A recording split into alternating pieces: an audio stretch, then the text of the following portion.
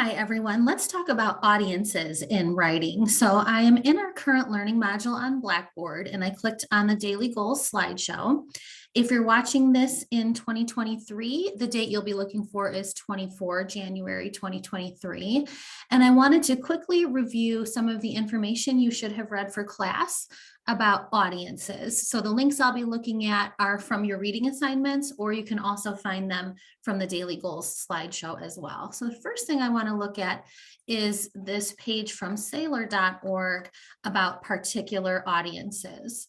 So it's a great idea in any writing situation, and especially in our English class together this semester, that when we are creating a piece of writing, that we have in mind a particular audience. So in other words, writers should have a clear sense of to whom they are writing, and maybe even what their background knowledge or values or existing opinions are on the subject right off the bat. So studies show us and experience tells us that writers do better and create stronger writing when they have a particular audience in mind, as opposed to just kind of a faceless, amorphous idea of an audience.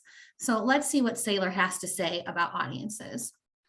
So when we have a particular specific audience in mind, we are better able to communicate effectively and persuasively, because we can tailor our words and our tone and our language and our appeals, the way we sort of try to convince them to believe what we're saying, to that particular audience. So the example that they give here, and that I'll give on a slide in a moment, is that we tend to speak very different ways depending on the audience who's listening. So one of the last pieces I wanted to try to take away from this page is the idea of tone, language, and appeals. So when we're talking about tone, we're talking about sort of the sound of your writing, right? Or is it maybe the emotional impact that you're trying to create in your writing? Is it informative? Is it confrontational and belligerent? Is it humorous, right? That tone is very likely to change, sometimes a little, sometimes a lot, depending on the particular audience that you have in mind. Now, of course, your language is going to change according to your audience as well. And in the next set of slides that I'll show you, there's a few clips that you can watch for examples of how language changes according to audience.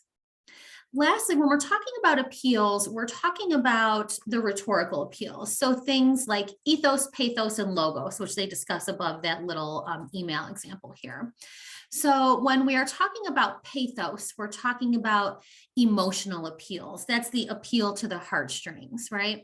That's one way to try to convince your audience to believe you. So when you're talking to a friend or a family member, sometimes pathos is a really good way to try to get them to believe you or to convince them of something, right? I'm appealing to your emotions. You might also think about the appeal of ethos, which has to do with creating a sense of expertise or ethics about it. There is finally the logos appeal, which is the appeal to the sense of logic. So just creating a logical discussion or argument that makes good sense. And again, depending on what type of audience it is you're writing for, different appeals will work better for different audiences. And of course, typically you're using more than one appeal, right? In any given piece of writing, you might tug at the heartstrings, you might appeal to authority, and you might also appeal to logic to convince your reader. So that's what Saylor has to say about getting to know your audience. And if you haven't read this through really thoroughly, I do suggest that you do so. Because they have a lot of really good information and some interesting graphics that might help illustrate this idea for you.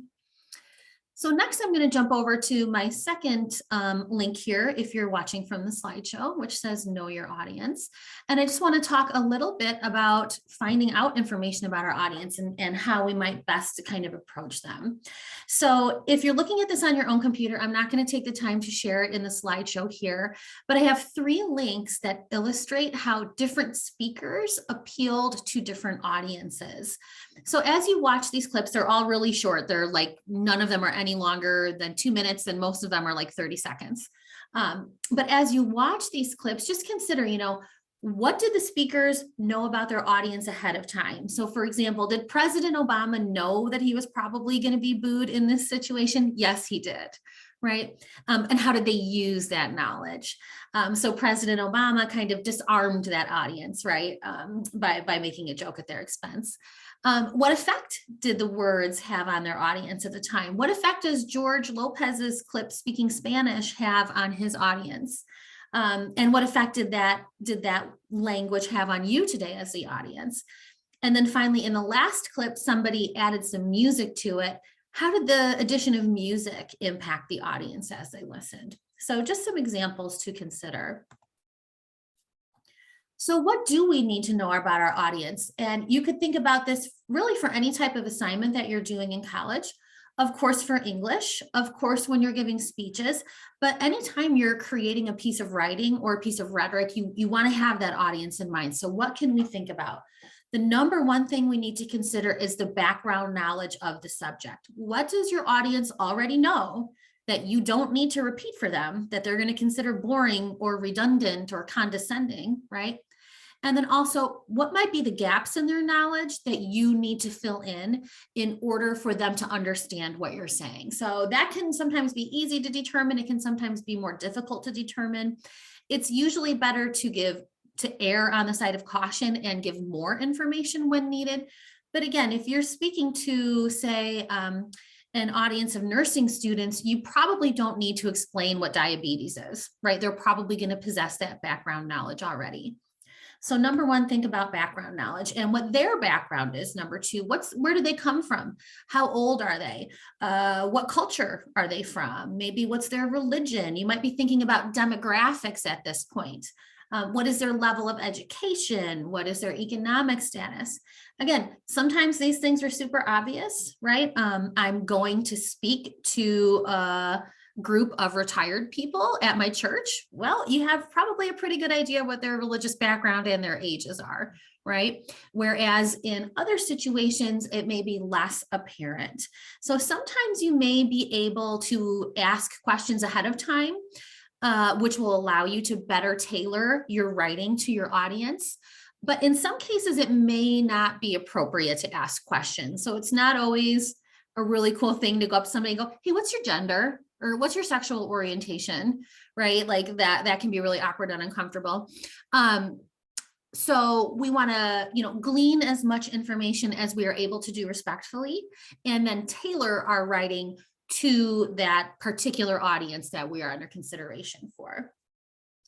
So if I ask you to stop for a moment and think about somebody that you really dislike, I might even use the word hate, somebody you hate. Stop for a moment, picture that person, okay? And then think about how you would write a few sentences describing that person to me as your professor, or maybe to your mother. Okay, how are you going to describe that person that you hate? Now, if we imagine a different audience, imagine your best friend that you're speaking with. What kind of language and tone are you going to be using when you're speaking to your best friend, as opposed to speaking to a professor, right? And maybe we can even drill this down even further and think about how you might write in your private journal, right, about this person that you hate and you can't stand. How does the tone change? How does the language change? How do maybe the appeals change as you craft these thoughts? And it's probably pretty obvious immediately, at least the way the language changes according to your audience. So this is something we all do in our daily lives. There are also many groups who engage in something called code switching, where maybe you're using a more casual type of speech. Maybe you're using African-American vernacular English in kind of your everyday speech, but then when you're at work or you're at school, you code switch, right? And you're speaking in a more kind of academic, formal tone. Neither of those ways are speaking. One is not better than the other. One is not more correct than the other. But most of us make choices as to how we're going to craft our language for our audience. And that's just an example of one of those daily choices that we make. So here are just some examples that are really common types of issues that we see come up in student writing. And some of them may not look like problems right off the bat. But again, when we think about them in terms of audience and the actual person and brain that's going to be, experiencing our language, then some problems or some potential problems do become apparent. So the first example I always like to give is directly from a student essay who wrote, "The first time you skydive, you will be immediately hooked." So we want to be really careful with that word you, right? Because when I, Nora, am reading this sentence and it says you, it is referring to me, Nora, as the reader. It's sort of calling me out. And when I read a sentence like this, I think, well, that's not for me. It doesn't make sense for me because my dad was actually almost killed in a skydiving accident when I was like in my early 20s, and I would never skydive. You would have to knock me unconscious and throw me out of the plane to get me to skydive. So when I see a sentence like this, I say, well, they're talking to somebody, but it ain't me. Right now, this is just a simple kind of fun example, but there can be some more, serious ways that a writer is confronting their audience when using the word you. So just keep that in mind. Here's another one that I see very often. And the interesting thing I think about this one is that it's usually framed in a positive way. Like the writer is trying to say something positive. So as a member of X group, we need to have compassion for a member of Y group. And a very common example of this I will see is, as straight people, we need to have compassion for gay people, which is a nice, of course, sentiment to offer. But what happens to the audience member who is a gay person who is reading that sentence, right? You have shifted them out of the in group into the out group, right? You've created kind of an us versus them scenario in your writing, which again is something we want to avoid. So maybe a better way to say these two sentences might be, someone who skydives may become immediately hooked. Okay, that's different. I'm not saying you're going to get hooked. I'm saying maybe someone will, right? Maybe in the second example, we can get rid of I'm in this group and you're in that group and just say something like all people should have compassion for each other, right? Depending on what your topic is. So avoiding that appearance of in and out groups. Here's another example that might be problematic depending on your audience. So it says, because the sphygmomanometer was broken, it gave an inaccurate reading. Now, the future doctors and nurses in our classroom might know what a sphygmomanometer is. Many of us probably don't know that that's the technical term for a blood pressure cuff. So again, depending on your audience, for a group of Comp 1 students, it might be better for me to say blood pressure cuff, right? If I'm speaking to a group of doctors, sphygmomanometer would probably make perfect sense to them. So it's all about the audience. We all know the Cubs stink, right? People are going to disagree with that, just like that example we saw from Obama in the earlier clip. So in summary, it's a great idea before you get writing to think about your audience. We want to avoid this idea of the faceless, nameless group that we're writing for and actually personalize it. So when we're thinking about our audience, we should first consider the purpose of the assignment, right? What are we trying to do in our writing? What is our goal?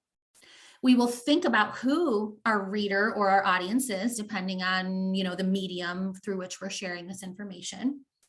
We will provide any necessary background information. So again, as you're applying for scholarships, what does that committee need to know about your life and your needs, right? That you can provide for them.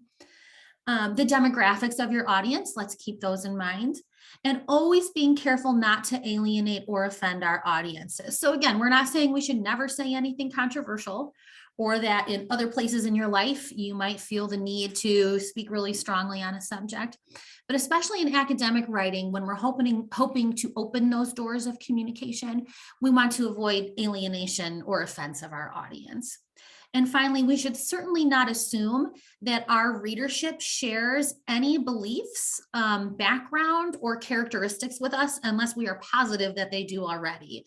So be very careful with that kind of us versus them, we versus us language in your writing. So at the end of the slide, you might want to pause this for a few moments here. I'll ask you just to free write for 10 minutes. And this is nothing that I'll collect. So, it's not for points, but this is a good way to kind of examine your approach to audiences. So there's 4 different options on the slide in front of you. And again, if you choose one and free write for about 10 minutes, that should help you get in touch with this idea of audience. So number 1 asks you to list 3 demographic traits that apply to you and to consider how belonging to those demographic groups influences your perceptions and your priorities. So if you go back to that slide of demographics and you think about your age, your background, your culture, your religion, all those different things that kind of inform us, how do you think it's impacted you? The second option is to think of 2 ways to learn more about your audience and then to investigate them and share your findings.